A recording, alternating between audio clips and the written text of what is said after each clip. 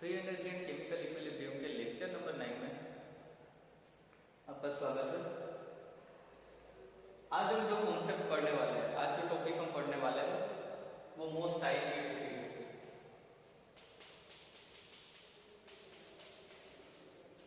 ये पूछा ही जाएगा एग्जाम में, इस पर कर लीजिएगा, जिसका नाम है वांट्स ऑफ आइसोथर्म इक्वेशन।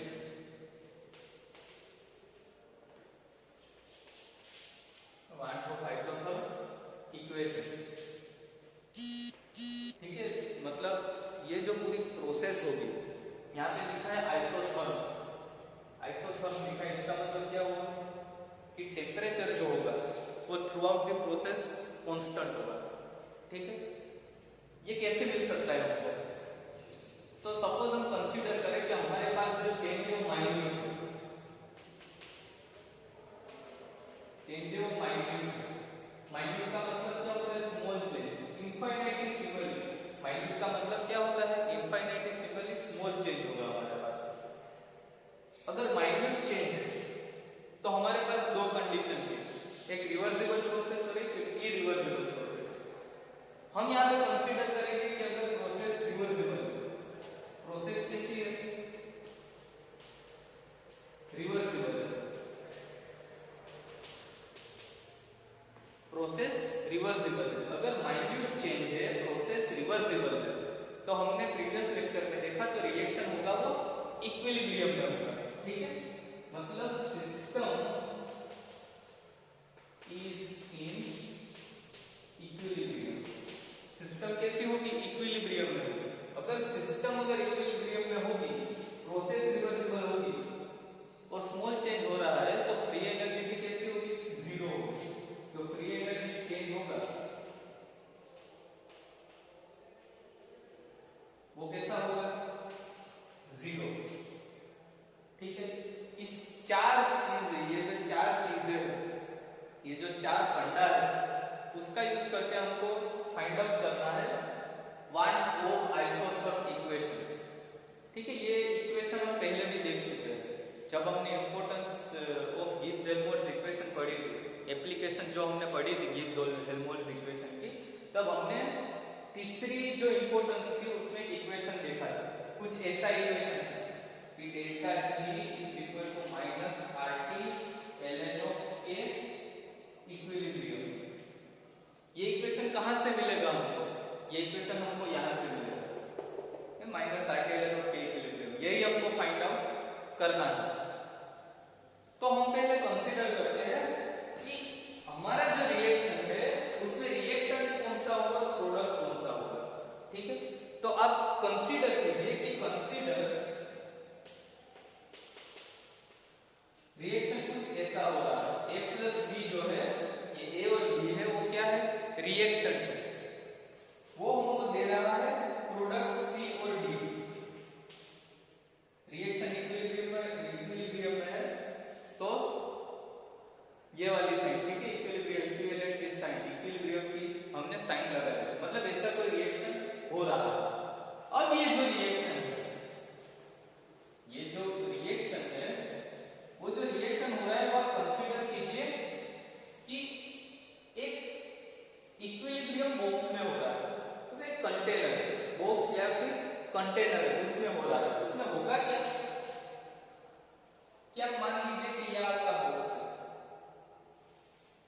ठीक है, बहुत बड़ा बॉक्स है, छोटा नहीं है, बहुत बड़ा है, बहुत बड़ा बॉक्स है। उसके अंदर ये रिएक्शन होगा, इसके अंदर ये रिएक्शन होगा।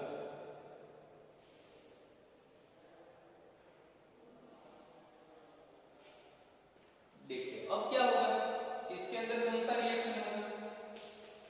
ये A प्लस B जो होगा वो हमको क्या देगा? C plus D। अब आप देखिए इसकी चार वॉल होगी, ठीक है, चार दीवारें होगी, चार दीवारें होगी। ये जो वॉल होगी वो इम्परमिएबल मेम्ब्रेन की बनी होगी, ठीक है। पहले तो क्या होगा कि रिएक्शन जो होगा वो किसमें होगा?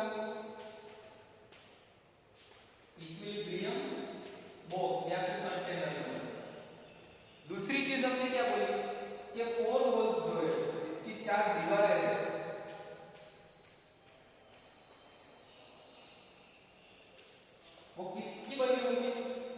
इम्परमिएबल मेम्ब्रेन की बनी है।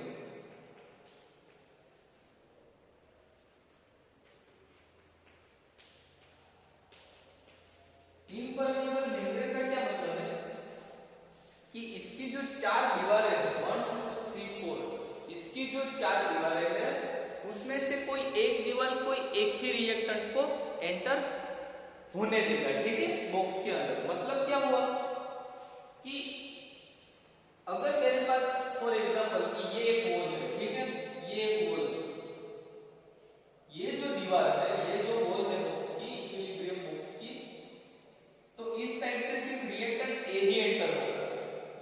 यहां से अगर दूसरी दीवार है तो यहां से रिएक्टेंट बी ही एंटर होगा, यहां से रिएक्टेंट सी ही अंदर या बाहर जा सकता है, या फिर प्रोडक्ट सी और डी ही बाहर जा सकता है, या फिर प्रोडक्ट सी ही बाहर अंदर और बाहर जा सकता है, या फिर प्रोडक्ट डी अंदर बाहर जा सकता है, ठीक है।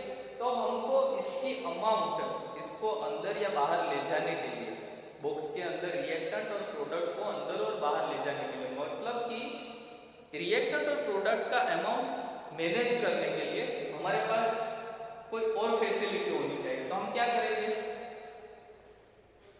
कि वहां पे अटैच कर देंगे frictionless piston, frictionless piston,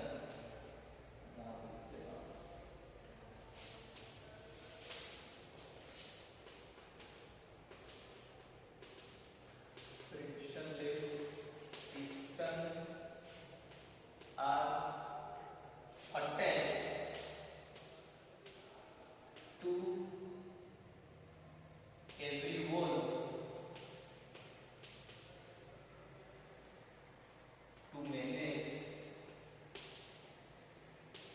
amount, ठीक है। रिएक्टेंट और प्रोडक्ट, रिएक्टेंट और प्रोडक्ट की अमाउंट को मैनेज करने के लिए हमने क्या लगा दिया है, यहाँ पे फ्रिक्शनलेस पिस्टन लगा दिया है, ठीक है। तो हम कैसे उसको डिनोट कर सकते हैं कि सपोज कि ये जो वॉल है, ये जो दीवार है, वहां पे जो पिस्टन लगा है वो यहां पे है,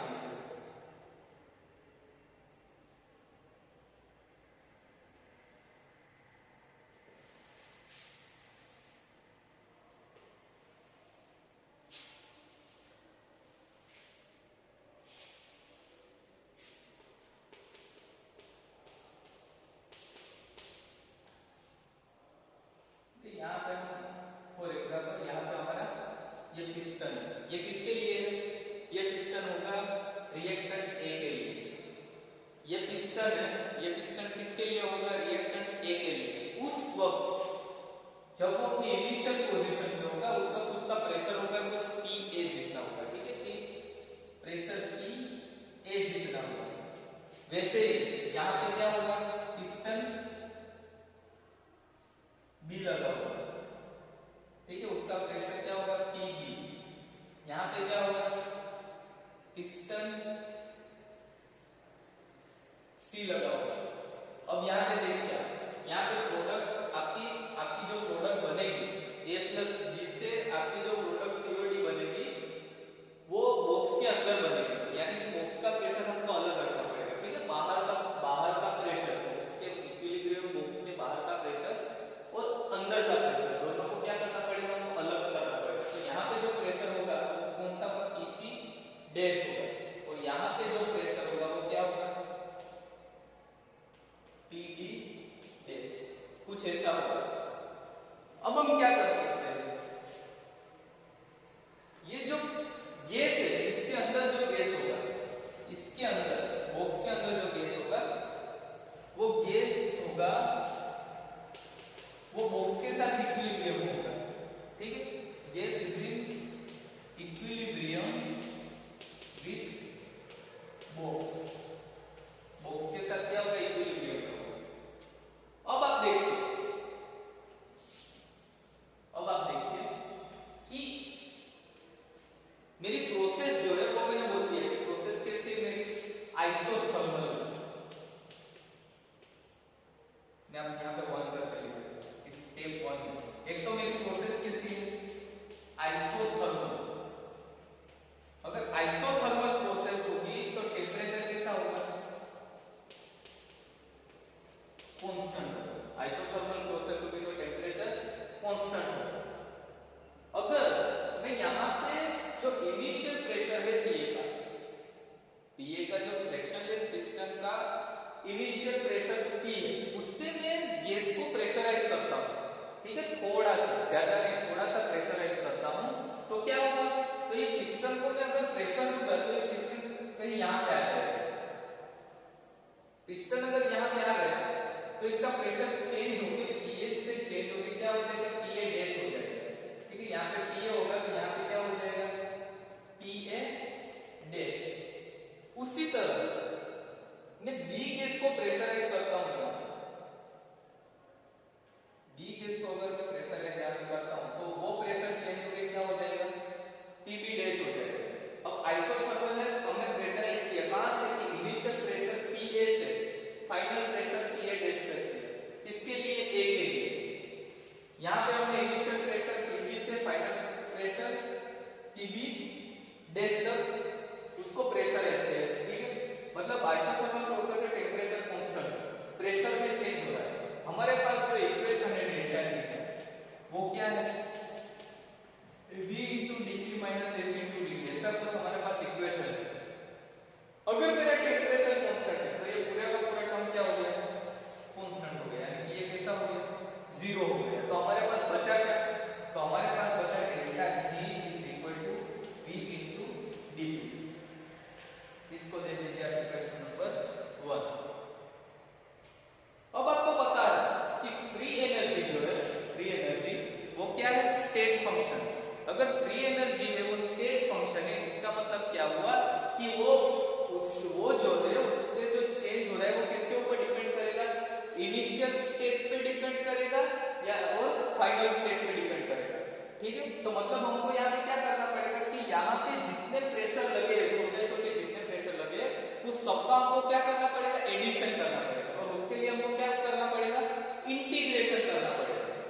तो हम यहाँ पे क्या लिख सकते हैं कि delta G is equal to, अगर मैं मान लूं कि हमारा जो इनिशियल प्रेशर है वो P1 है, ठीक है, फिर हम इस दोनों का बाद में देखते हैं कि A गैस और B गैस का हम कैसे लिखेंगे।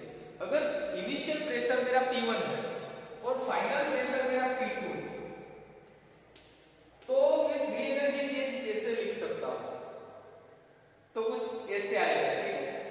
अगर मैं कंसीडर करूं कि ये जो मेरा गैस है, मैं इसमें जो ये गैस A और B एंटर करता हूं वो आइडियल गैस है, ठीक है, लेकिन अब आप A और B को पहले भूल जाइए। आप ऐसे कंसीडर कीजिए कि इस बॉक्स में मैंने जो गैस डाला है वो गैस आइडियल है, और वो जो आइडियल गैस है वो मैंने 1 मोल जितना डाला है, 1 मोल जितना डाला है। तो मेरे पास ये फॉर्मूला है PV is equal to nRT, मतलब V is equal to क्या हो जाएगा, RT by P हो जाएगा। ये वैल्यू हम यहाँ पे रखेंगे तो क्या आएगा कि delta G is equal to P1 to P2 V into RT बाहर निकल जाएगा और यहाँ पे क्या रहेगा, dP by P रहेगा, ठीक है, समझ में आया। ये हमने कई बार किया हुआ है, जब से हमने लेक्चर शुरू किए तब से हम यही करते आ रहे हैं कि P1 to P2 RT into dP by P।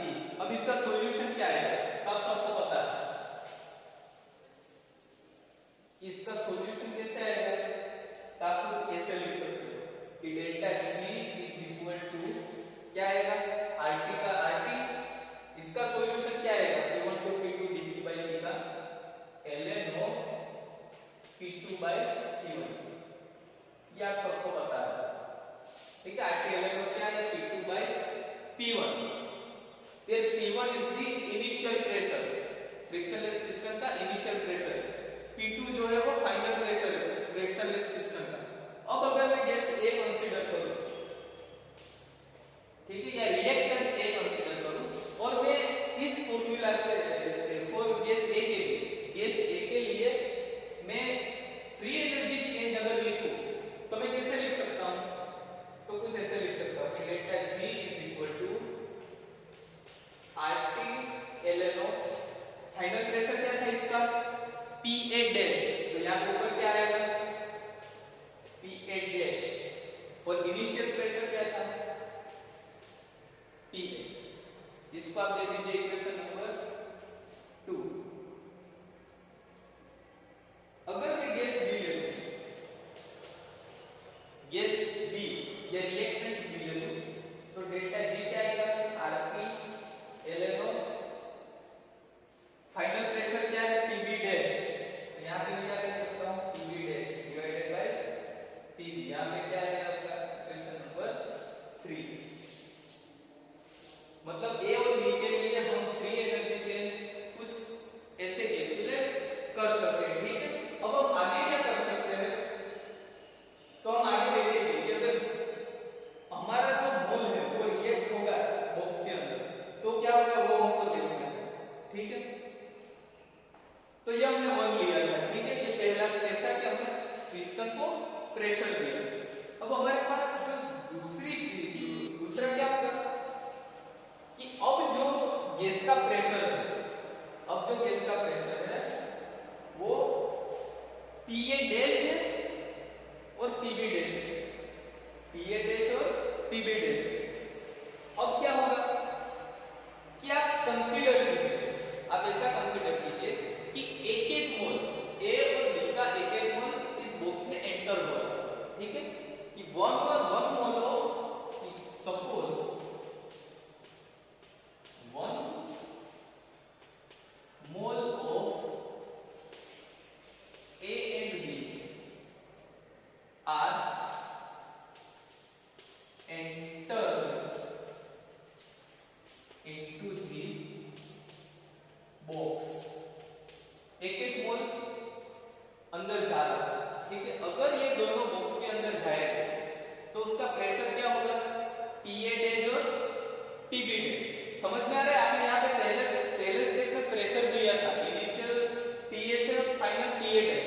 तो कौन से प्रेशर से रिएक्टेंट अंदर जाएगा, तो ए का जो प्रेशर होगा वो क्या होगा, पीए डैश होगा। बी का जो प्रेशर होगा वो क्या होगा, पीबी डैश होगा। इसका मतलब क्या हुआ, यहाँ पे पीए डैश है, यहाँ पे पीबी डैश है, मतलब अंदर गैस का प्रेशर पीए डैश पीबी डैश है। अब ये इक्विलिब्रियम बॉक्स है, ये बॉक्स के अंदर हमने ए और बी को अंदर डाला तो ये दोनों रिएक्ट होकर क्या देंगे हमको, सी और डी, ठीक है। मैं अच्छे से लिख देता हूं यहाँ पे कि A and B reacts to give C and D, C और डी दिया है, ठीक है। अब आप दूसरी चीज क्या कह सकते हो कि यहाँ पे आपने 1 मोल ये डाला, ए और बी डाला तो सी और डी बना, तो उस टाइम पे सी का प्रेशर क्या होगा, पीसी डैश होगा और डी का प्रेशर क्या होगा, पीडी डैश जितना होगा। अब होगा क्या कि पीसी डैश और पीडी डैश होगा और हमको यहाँ पे इक्विलिब्रियम मेंटेन रखना है, ठीक है। तो इक्विलिब्रियम हम कैसे मेंटेन रख सकते हो, तो आप कंसीडर कीजिए कि ये बॉक्स जो है वो बहुत बड़ा है, since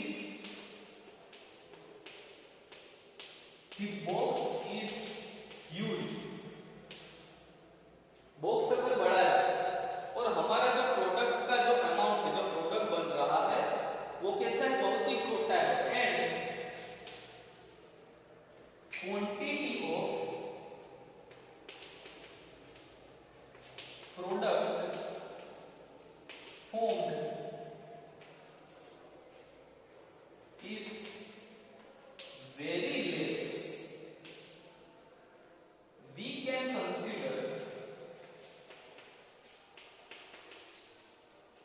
the reaction is in equilibrium। Reaction कैसा है, इक्विलिब्रियम कंडीशन। आप इसको दूसरे तरीके से भी देख सकते हो, ठीक है, रिएक्टेंट के फॉर्म में भी देख सकते हो। इनिशियल प्रेशर क्या था जब एंटर हुआ तो पीए डैश था, पीबी डैश था, ठीक है। बॉक्स में एंटर हुआ था पीए डैश और पीबी डैश था प्रेशर। अंदर भी कौन सा प्रेशर है, पीए डैश और पीबी डैश है, मतलब प्रेशर चेंज नहीं हो रहा, ठीक है। प्रेशर में कोई चेंज नहीं हो रहा, किसके, रिएक्टेंट के प्रेशर, मतलब pressure of reactants do not change, hence कि प्रोसेस और हम लिखेंगे सिस्टम इज इन इक्विलिब्रियम। अगर सिस्टम इक्विलिब्रियम में है, अगर सिस्टम इक्विलिब्रियम में है तो हम क्या कह सकते हैं कि हेंस अगर सिस्टम इक्विलिब्रियम में तो फ्री एनर्जी क्या होगी, जीरो।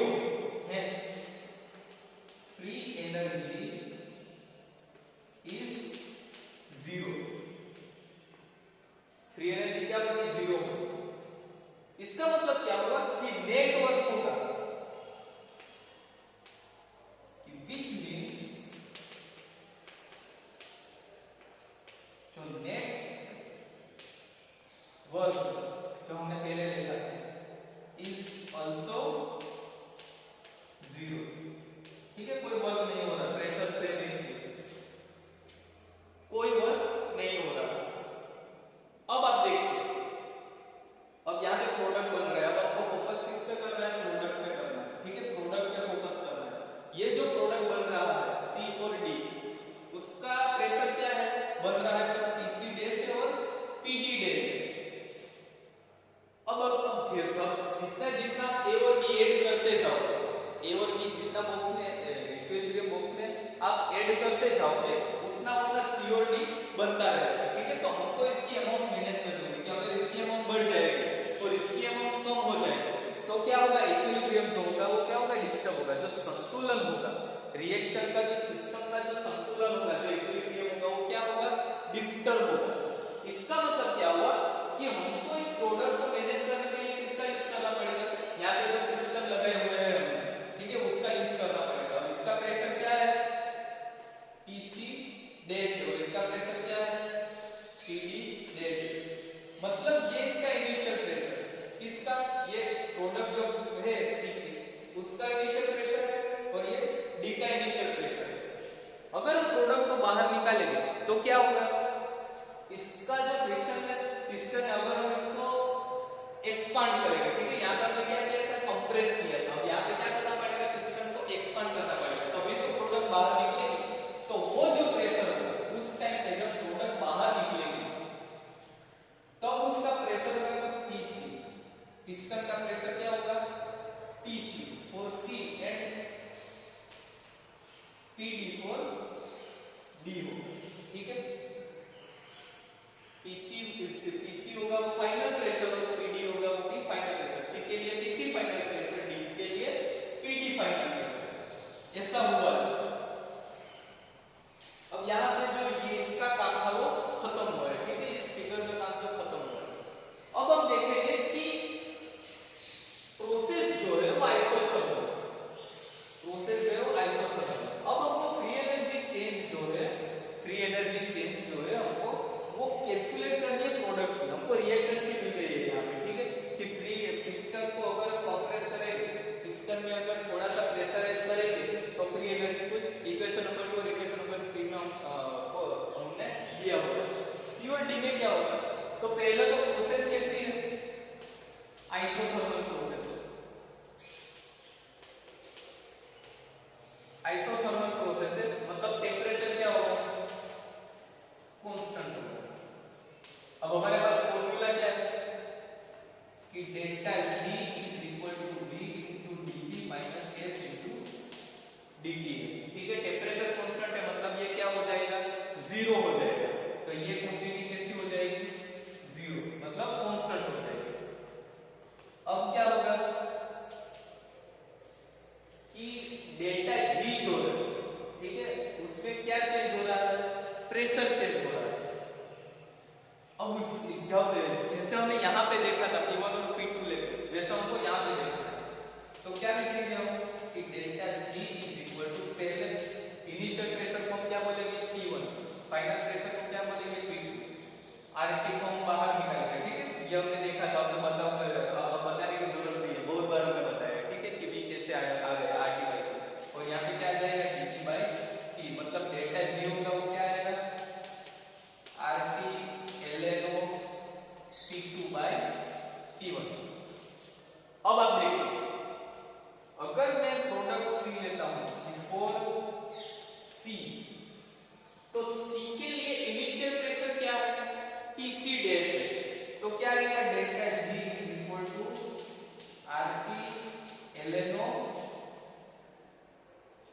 पीसी डैश और फाइनल प्रेशर क्या है पीसी। मतलब जब ये बॉक्स के अंदर था तब उसका प्रेशर क्या था, वो बना कहां पे बॉक्स के अंदर है, तो मतलब उसका इनिशियल प्रेशर क्या होगा पीसी डैश। इसी तरह इसको आप दे दीजिए इक्वेशन नंबर 4 और इसी तरह ये जो है फॉर डी के लिए हम लोग क्या लिखेंगे कि फॉर डी के लिए हम लोग क्या लिखेंगे, तो डी के लिए हम लोग लिखेंगे delta G is equal to RT ln of initial final pressure क्या होगा, यहाँ पे पीसी आएगा और यहाँ पे पीसी डैश आएगा। इनिशियल प्रेशर क्या है डी में, इनिशियल प्रेशर होगा वो क्या होगा पीडी डैश होगा, ठीक है।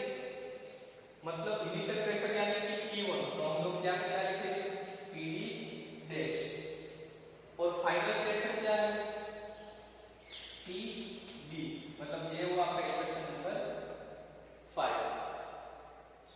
अब हमको पूरा जो बॉक्स है उसकी फ्री एनर्जी चेंज कैलकुलेट करनी है। मतलब हमको क्या करना पड़ेगा कि रिएक्टेंट की फ्री एनर्जी और प्रोडक्ट की फ्री एनर्जी दोनों का क्या करना पड़ेगा एडिशन करना पड़ेगा, समेशन करना पड़ेगा। मतलब क्या होगा हमारे पास कि डेल्टा जी हमको कैसे मिलेगा बॉक्स का, तो इसका और इसका दोनों का क्या करेंगे समेशन करेंगे, ठीक है। तो समेशन करने के क्या मिलेगा, तो पहले मैं यहाँ पे सब कुछ मिटा देता हूँ और अच्छे से लिख देता हूँ।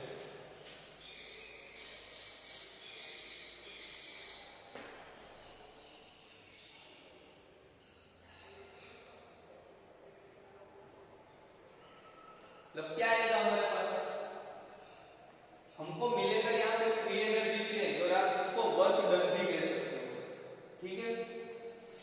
तो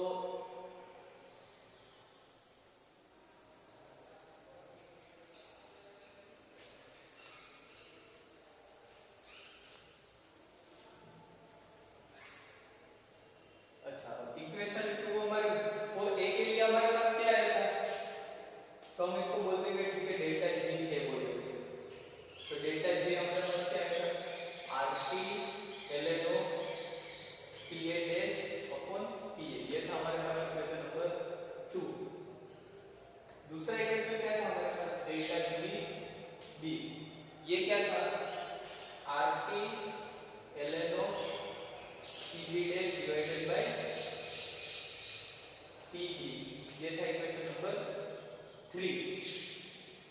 तीसरा इक्वेशन क्या था हमारे पास डेल्टा जी, ये किसका था प्रोडक्ट का कि RT ln of PC by PC dash, क्या था इक्वेशन नंबर 4। और डेल्टा जीडी क्या था RT ln of PD by PD dash, ये था इक्वेशन नंबर 5। अब हम क्या करेंगे नेट वर्क कैलकुलेट करेंगे किसका रिएक्टेंट और प्रोडक्ट का। मतलब क्या होगा कि हमको टोटल डेल्टा जी चाहिए, तो हम कैसे कैलकुलेट कर सकते हैं, तो समेशन करके, ठीक है। तो delta G A plus delta G B plus delta G C plus delta G D, हमको वैल्यू पता है delta G A delta G B delta G C delta G D, क्या है delta G RT ln of PA dash by PA plus RT ln of PB dash by PB plus RT ln of PC by PC dash plus RT ln of PD by PD dash. हम इसमें और क्या कर सकते हैं, तो हम इसको ऐसे भी लिख सकते हैं कि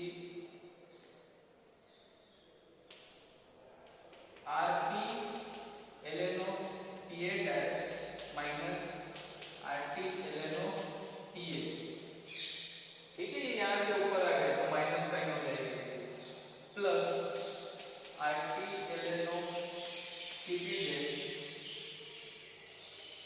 minus RT ln of PB plus RT ln of PC minus RT ln of Pc dash plus RT ln of PD minus RT ln of PD dash, ऐसा कुछ आया है हमारे पास। ठीक है, अब हम क्या करेंगे, PA PB PC PD इन सबको एक साइड लेंगे और कुछ ऐसा इक्वेशन बनेगा RT ln वाला। ठीक है, ये जो हमने बनाया था ना वैसा इक्वेशन है, क्योंकि RT ln तो सब में कॉमन ही होगा। ठीक है, RT ln सब में कॉमन होगा, हमको सिर्फ जरूरत किसकी है, इनकी है। ठीक है, इसके जो अलग अलग प्रेशर है उसकी है। मतलब आप देखिए यहाँ ये जो है वो पॉजिटिव, PC जो है वो पॉजिटिव, PD पॉजिटिव, TP जो है वो नेगेटिव और TA क्या है, नेगेटिव। तो हम इसको कुछ ऐसे लिख सकते हैं कि delta G is equal to RT ln हमने कॉमन निकाल दिया। ठीक है, मैं डायरेक्ट लिखता हूँ, मैं ज्यादा खींचूंगा नहीं कि delta G is equal to RT ln क्या आएगा, यहाँ पे जो पॉजिटिव आएगा वो ऊपर आएगा, PC PD divided by PA TB। समझ में आया? ठीक है, PC PD divided by PA TB। उसी तरह minus RT ln of PC dash PD dash divided by PA dash TB dash. ठीक है, जब मैं ये मुझे आपको समझाने की जरूरत नहीं कि माइनस साइन क्यों आई है, वो आप समझदार हो। ठीक है, अब आप इस क्वांटिटी पे फोकस कीजिए, ये कुछ जानी पहचानी क्वांटिटी है, आप इसको ली चैप्टर प्रिंसिपल में पढ़ चुके हो 12th में। ठीक है, काइनेटिक्स में भी अब फर्स्ट ईयर में पढ़ चुके हो। ठीक है, फर्स्ट सेमेस्टर में ये जो क्वांटिटी है PC dash PD dash divided by PA dash और TB डैश, ये जो क्वांटिटी है वो है फ्रैक्शन, ये जो है वो है क्या है, इक्विलिब्रियम। क्या है, इक्विलिब्रियम कांस्टेंट। इसको आप किससे डिनोट करोगे, के पी से डिनोट करोगे, क्योंकि प्रेशर जो है वो इन्वॉल्व हुआ है। ठीक है, क्या इन्वॉल्व हुआ है, प्रेशर इन्वॉल्व हुआ है। तो हम इसको कैसे लिख सकते हैं, तब देखिए कि हमारा जो रिएक्शन था वो क्या था, इक्विलिब्रियम में। अगर रिएक्शन इक्विलिब्रियम में होगा तो क्या होगा कि ये जो प्रेशर है, ये कैसा प्रेशर है, इसको हम बोलते हैं फ्रैक्शनल प्रेशर हम बोलते हैं इसको। ठीक है, या फिर फ्रैक्शनलेस प्रेशर भी बोल सकते हो। ठीक है, ये प्रेशर है, इसकी वैल्यू बहुत ही कम होगी। इसके लिए इसका जब आप इसका सॉल्यूशन लाओगे, अगर इसकी आपके पास वैल्यू होगी और इसका आप सॉल्यूशन लाओगे तो इसकी वैल्यू बहुत ही कम होगी, लेकिन निग्लेजिबल नहीं होगी। ठीक है, तो हमने इसको क्या बोलते हैं, इक्विलिब्रियम कांस्टेंट बोलते हैं, उसको हम बोलेंगे KP। इसका मतलब हमारे पास ये जो इक्वेशन है, यानी कि इसको आप दे दीजिए इक्वेशन नंबर 6। अगर ये इक्वेशन नंबर 6 है, उसको हम कैसे लिख सकते हैं इक्वेशन नंबर 6 को, तो आपको क्या करना है कि जो PC dash PD dash divided by PA dash TB dash है, उसकी जगह पे आपको क्या लिखना है, इक्विलिब्रियम कांस्टेंट लिखना है। ठीक है, तो मतलब क्या आ जाएगा, delta G is equal to RT ln PC PD divided by PA TB minus RT ln of KP। ये जो इक्वेशन है इसको आप क्या बोलते हैं, ये इक्वेशन नंबर आ गया आपके पास 7। ये जो इक्वेशन नंबर 7 है इसको आप क्या बोलोगे, वांट ऑफ आइसोथर्म इक्वेशन। ये कौन सा इक्वेशन है, वांट ऑफ आइसोथर्म इक्वेशन, और कोई नहीं, यही है। ठीक है, वांट ऑफ आइसोथर्म इक्वेशन। अगर मैं प्रेशर की जगह कंसंट्रेशन ले लेता हूं, if concentration is under consideration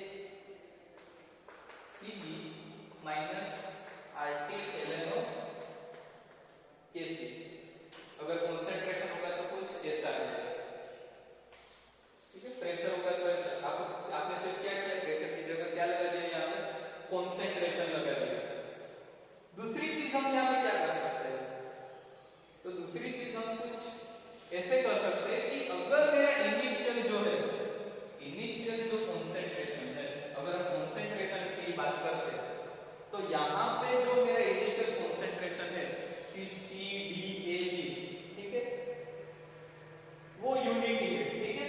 ये जो है ए बी सी डी वो कैसा होगा, यूनिटी होगा, ठीक है। मतलब यहाँ से जो कंसंट्रेशन होगा उसके जितने प्रोडक्ट का कंसंट्रेशन होगा, ठीक है। मतलब क्या होगा कि if the concentration of reactant and product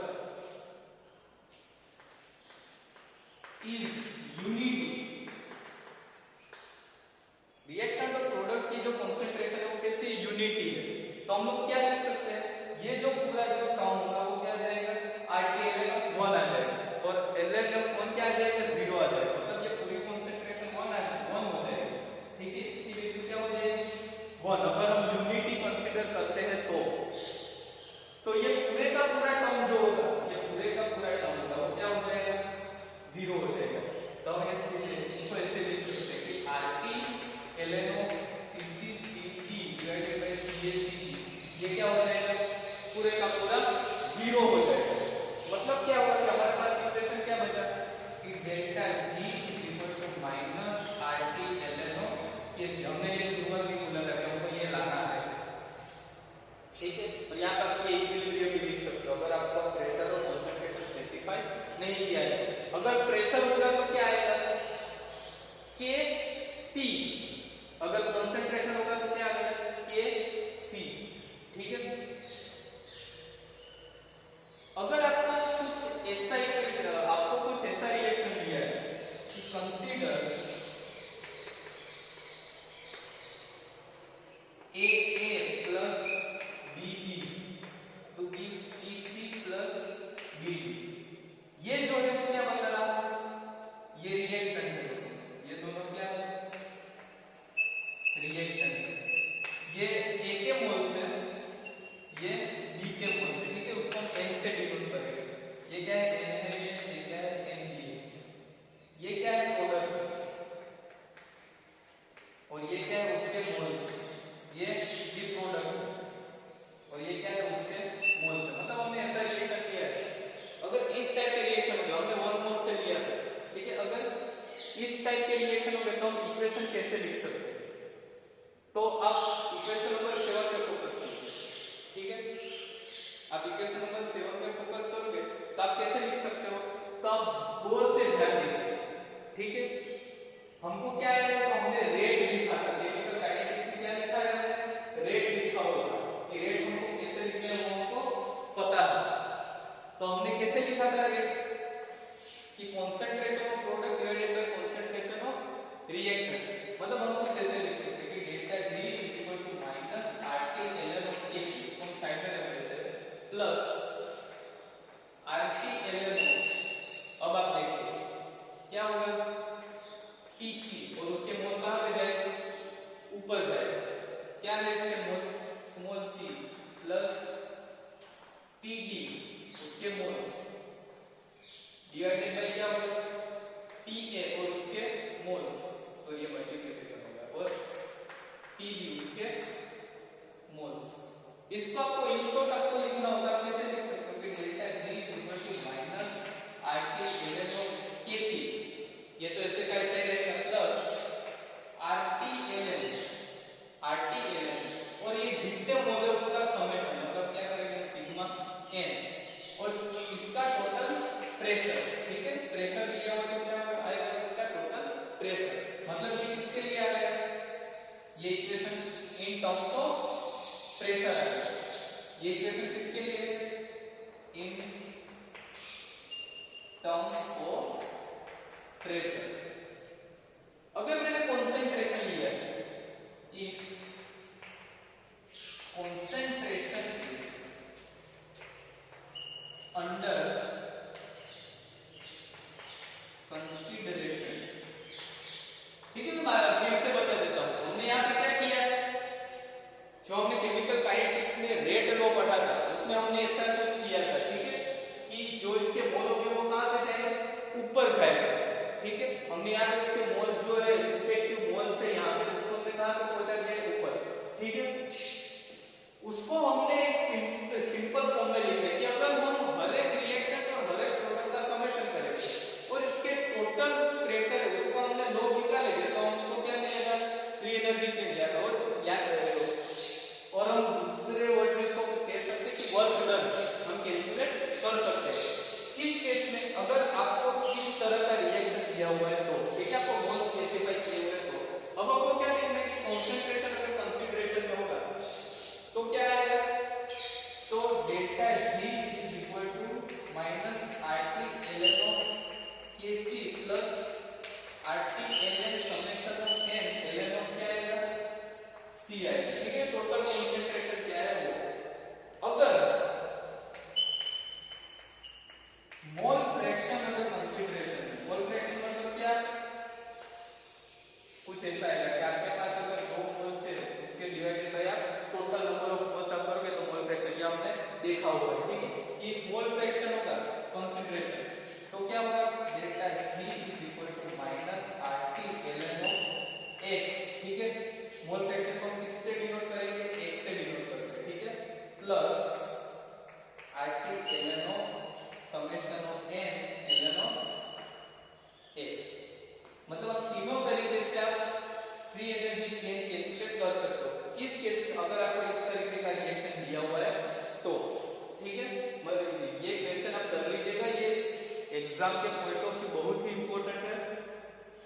ऐसे आपको क्वेश्चन पूछा जा सकता है कि discuss the want of reaction isotherm, ठीक है, और आपको एक स्पेसिफिक रिएक्शन भी दिया जा सकता है कि discuss and derive delta G is equal to RT ln of Pc Pd divided by Pa Pb minus RT ln of Kp, ऐसे भी आपको दिया हुआ हो सकता है। तो आपको क्या करना है, इस तरीके से आपको डिराइव करना है, ठीक है।